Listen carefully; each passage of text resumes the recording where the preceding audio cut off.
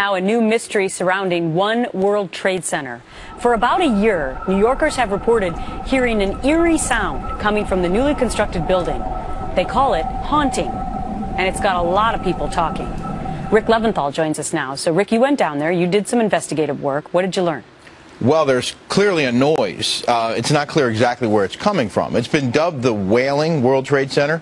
If the wind is blowing hard enough from a particular direction, it can create a sound that some are calling eerie, haunting, even moaning. The whistling was first reported by the Tribeca citizen on the day after Thanksgiving. A man who lives a couple blocks from the almost completed One World Trade Tower wrote a local paper and said he first heard the sound during Hurricane Sandy last year and assumed it would be eliminated when the building's framework was finished and the windows installed. Well, then last week in the middle of the night, the neighbor says the tower began whistling again with a slightly different two-toned cry, calling it unmistakable and very chilling. So here it is, and you can judge for yourself.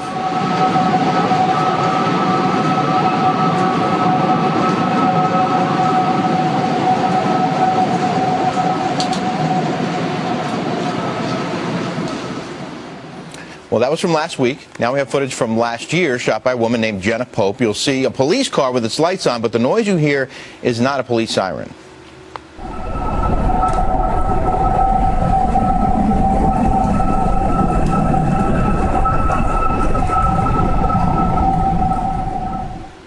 It's pretty cool, right? I mean, well, it's very eerie. It is. And people are, of course, thinking about all the lives lost there, the more than 3,000 people.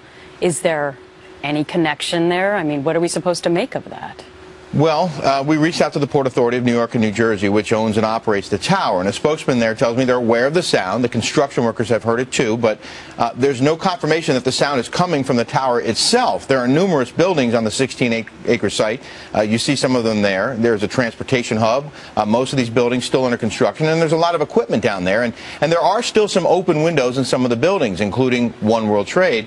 Any of this could be helping to create a wind tunnel effect. The whistle is only heard on very windy days, and the spokesman suggests that as construction gets more complete, the whistling will likely fade away. But there is clearly a sound, and it's only heard when it's really windy, and it appears to be coming from One World Trade. Wow, that is so eerie and haunting. Thank you so much for doing that report for us, Rick. Sure.